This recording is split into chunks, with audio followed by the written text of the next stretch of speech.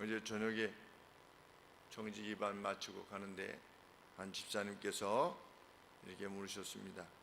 목사님, 담대함이라고 하는 것은 뭘까요? 이렇게 물으셨어요. 직원들 월급을 잘 주지 못하고 또 월세도 밀려있는 이런 상황 가운데서 담대함이라고 하는 과연 뭘까요? 이렇게 물으셨습니다.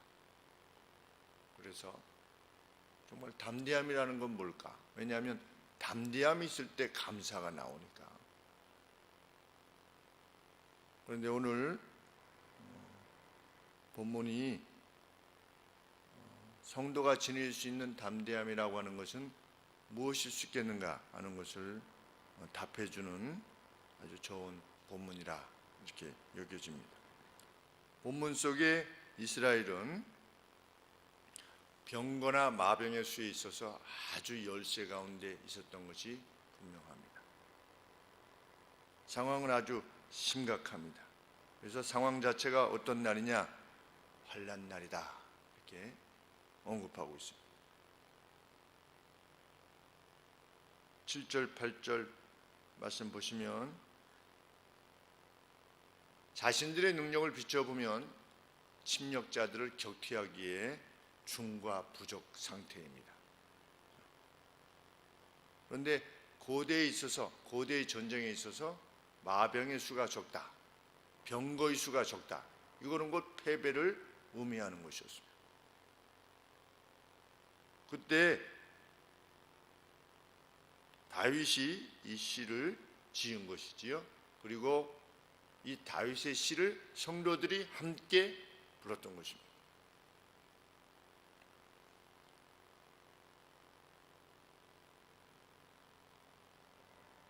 1절부터 5절까지는 전부 해 주시기를 입니다.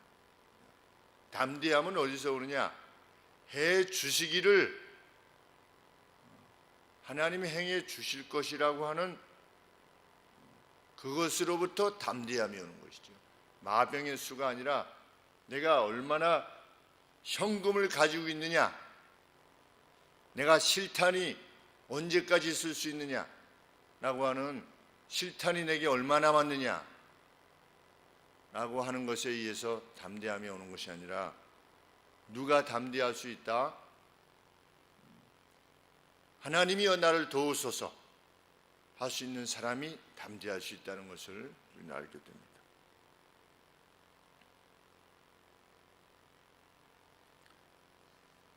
그래서 매일 그랬습니다. 매일 전부 다 1절, 2절, 3절, 4절에서 그리고 5절 마지막도 매일 이렇게 해 주시기를, 여호와께서 환난의 날에 당신에게 응답하시기를. 1절에 야곱의 하나님의 이름이 너희들을 높은 곳에 안전하게 두시기를, 그분이 성소로부터 도움을 보내시기를, 그리고 시온으로부터 너를 서포트하기를. 3절 말씀에 그분이 모든 너희의 소재를 기억하시고 너희의 번제가 받으실 만하다라고 하는 사실을 발견하게 되시기를. 4절 말씀, 그분이 너희의 마음의 소원을 허락하시고 너희의 모든 도모들을 성취하시기를. 다 하나님과 관계되어져서 내가 이렇게 할 것이다 라고 하는 것은 없는 것이지요. 전부 다 여호와께서 행하시기를. 그래서 그들은 어떻게 한 것입니까? 성소로 나아간 것입니다. 우리 이 아침에 이렇게 나오는 것, 이것은 하나님 앞에서의 사인입니다. 하나님이 솔로몬이 지은 성전에만 계셨습니까? 아니면 그 성막 안에만 계셨습니까? 그렇지 않습니다. 하늘의 하늘이라도 하나님을 담을 수 없다. 솔로몬이 그렇게 말했던 것처럼 그 사람이 손으로 만든 텐트 안에 하나님이 계실 수 없다는 것을 알았고, 성전에 하나님이 제한되어 계실 수 없다는 것을 알았지만 하나님의 이름이 있는 곳으로 간 것이죠. 그렇죠? 지상에서의 성소는 하늘 성소의 모형이다 그랬습니다. 오늘은 어떻습니까? 하나님의 전은 그 구약의 성소와 같은 역할을 하는 것이죠. 그래서 성도들이 함께 주 앞에 오는 것입니다. 어떻게 보면 무모합니다. 이 분주한 삶 가운데서 왔다가 새벽기도 하고 가면 하루 종일 멍. 저도 사역 시작할 때 그 전에도 청년 때도 새벽기도를 갔지만 갔다 와서 하루 종일 살려고 하면 멍하죠. 무모하지요. 무모. 어떻게 보면 또 오늘 하루를 살아야 되는데 이 시간을 하나님 앞에 먼저 드린다고 하는 것이 무모할 수 있죠. 그런데 구약의 성도들은 원수의 침략에 있어서 출사표를 던질 때 누구에게 먼저 갔느냐? 하나님에게 먼저 간 겁니다. 그래서 호소한 것입니다. 하나님 옆에 나아갈 때 무엇과 무엇을 드렸습니까? 소제와 번제를 드렸다. 하나님, 저희들에게 허락하신 모든 것이 하나님으로부터 온 것입니다. 저희는 그것을 확신합니다. 라고 하는 소제를 드렸고, 하나님 저희의 전부를 받으소서, 저희의 생의 전부를 받으소서 라고 하는 번제로 하나님 앞에 자신들의 삶을 전적으로 위임하고 있음을 표하는 것이지요. 누가 담대할 수 있느냐? 하나님 앞에 호소할 수 있는 사람이 정말 담대할 수 있죠.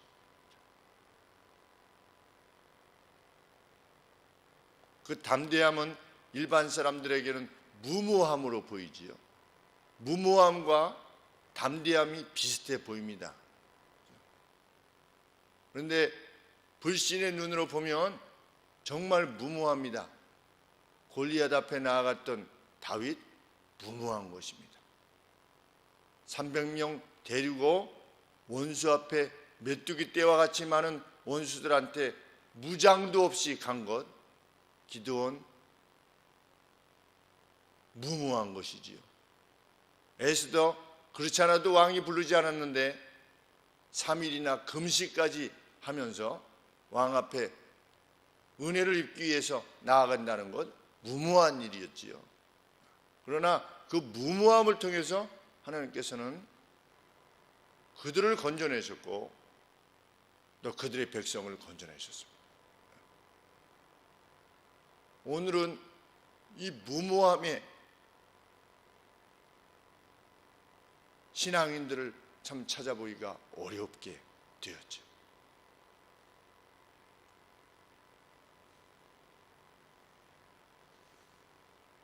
다윗은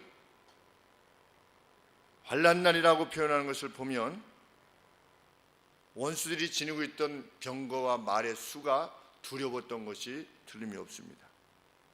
그렇지만 그는 마병의 수가 승리를 좌우하는 것이 아니라고 하는 사실을, 그것이 하나님의 법이라고 하는 것을 알았습니다. 하나님께서는 신명기 17장 16절에서 이스라엘 군대 백성들로 하여금 어떤 상비군을 지니지 않도록 명령하셨습니다. 너희는 상비군을 지니지 말라. 그래서 그들은 다 시민군이었습니다. 그리고 17장 6절에서 왕은 말을 많이 거느리려고 하지 말아라 그랬습니다. 그러니까 이스라엘의 군대는 군대라고 할 것도 없는 것입니다. 농사 짓다가 또는 양 기르다가 소 기르다가 원수가 쳐들어오면 모여라 그러면 모이는 겁니다. 우리가 인간적으로 따져보면 오합지졸일 수밖에 없는 것이지. 농사 짓다가 모여라 그러면 이렇게 모이는 것이니까. 근데 하나님께서 왜 그렇게 명령하셨냐? 승리가 마병의 수에 의해서 결정되는 것이 아니다. 라운한 것을 보여주시기 위해서 명령을 하신 것입니다. 너희는 군사를 가지고 있지 말아라.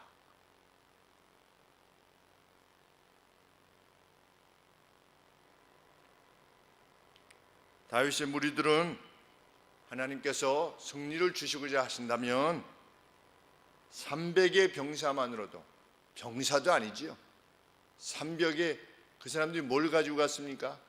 횃불과 항아리를 가지고 갔을 뿐입니다. 그래서 그들은 항아리를 깨고 소리 질렀을 뿐입니다. 하나님의 도움을 소리 지른 것이지요. 원수가 자중질환을 일으켜서 퇴각하였습니다.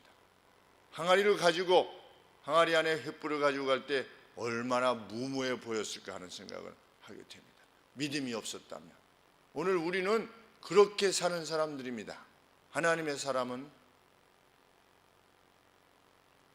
9절 말씀에 그들은 굽어 엎드러지고 우리는 일어나 바로 서게 될 것이다. 역전이 반드시 일어날 것이다 라고 하는 사실을 의심하지 않았던 것입니다. 하나님은 우리에게 이 같은 확신이 있기를 원합니다. 만일 그러다가 죽으면 그것은 순교입니다.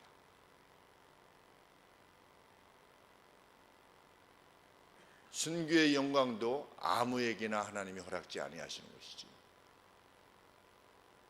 죽으면 죽으리라고 하는 길을 가는 것입니다. 하나님은 우리에게 그러한 담대함을 지니기를 원하십니다.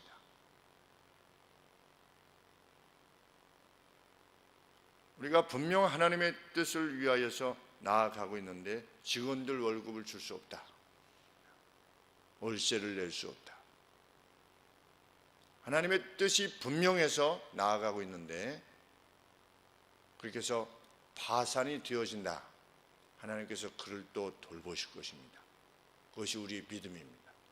그런 나를, 내가 하나님의 나라와 하나님의 의를 위하여, 세상이 말할 때에는 그것이 파산이요 다 끝장이라고 말할지 몰라도 하나님께서는 그런 나를 다시금 세우실 것이다 라고 믿는 것이, 그리고 그 믿음 안에서 견고하게 나가는 것이 그리스도인의 담대함입니다. 세상에서 볼 때는 지위가 추락되어진다면 예수님이 뭐라고 말씀하셨습니까?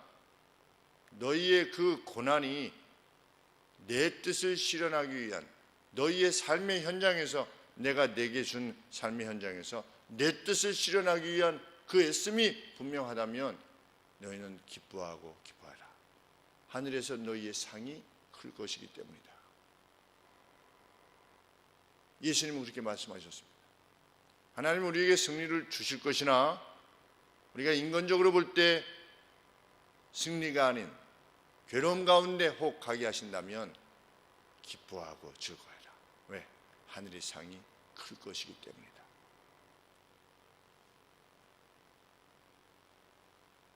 여호와께서는 우리로 승리의 기록을 계속하여 써 내려가게 하실 것입니다. 과거 우리의 믿음의 선진들은 그 싸움을 싸우며 나아가게 하셨습니다.